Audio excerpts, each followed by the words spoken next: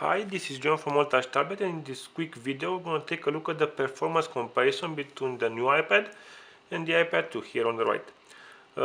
As you know, they both have a dual-core CPU, which pretty much the same architecture with small tweaks on the new iPad, and but a more powerful graphics core. It's a quad-core graphics chip on the iPad 2, on the new iPad, compared to the dual-core one on the original iPad 2.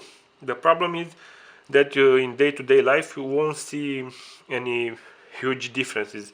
I'm going to run a few benchmarks and see how in normal mode there's no speed difference, but when it comes to games and 3D, anything that's related to 3D, we'll see a huge improvement. So graphically demanding apps will definitely run better on a new iPad. This is the Geeky benchmark. It shows the quick specs of the two tablets: 1 GB of RAM, half a gig, screen resolution, the graphics core, dual core, quad core, and so on. And you can see in total time, because this one doesn't test 3D performance too much, but more like mathematical calculations that the dual core CPU should run at the same speed on both tablets. Actually, the new iPad is a little bit slower at 34.93 seconds versus 0.74. But when it comes to PowerMark, which tests does a 2D test, basic 3D, which probably the CPU does all the calculations, and shaders 3D, we'll see some interesting differences. Let's run the benchmark. It's a quick one.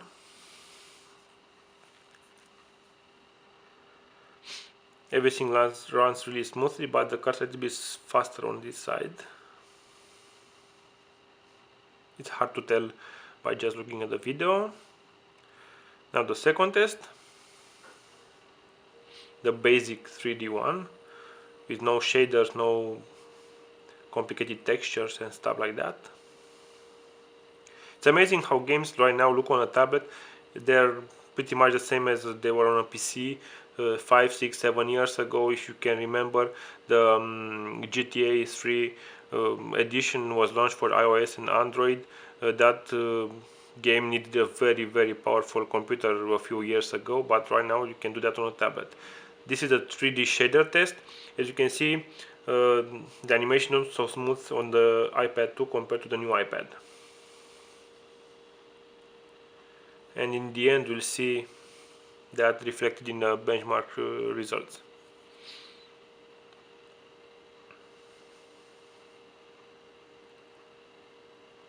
Yeah, almost done. A few more calculations. This one is also CPU intensive, so we shouldn't see any difference here between the two iPads.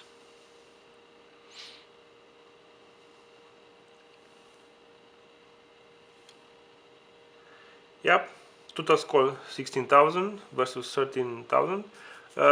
As you can see on the first and the second test, there's not too much difference, but on the graphics one, 7,300 versus 4,100. So clearly the quad-core graphics does its job here on the new iPad.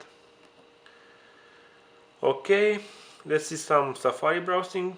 I ran the Peacekeeper test. It's made by PowerMark, the same one that does the PC Mark and 3D Mark test. And as you can see, the difference are pretty low. This is the test that does the HTML5 comparison to see how good the browser is in that relations. Now let's take a look at the SunSpider. This is a JavaScript performance. It's also CPU intensive. Let's run it and see how fast the two go.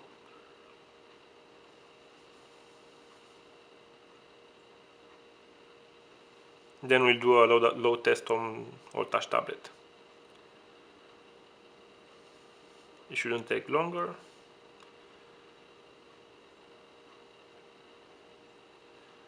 As you can see, the iPad 2 brightness is a little bit dim compared to the new Retina display. As I said in a previous video, the new display is really amazing.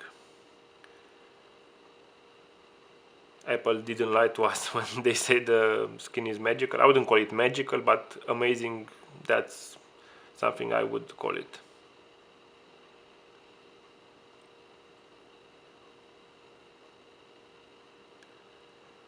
and I hope we're almost done.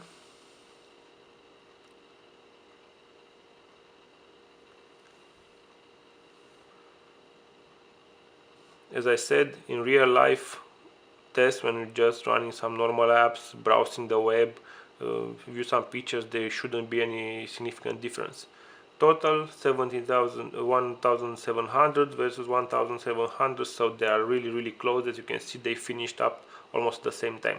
Let's do a quick launch to see how fast normal web browsing on all-touch tablet goes, for example.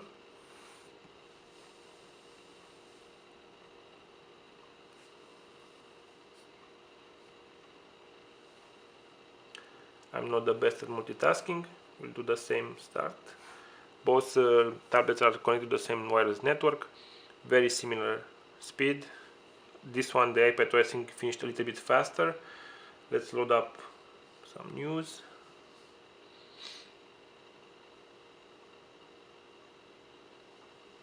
Yeah, it's almost at the same time. There's not too much difference.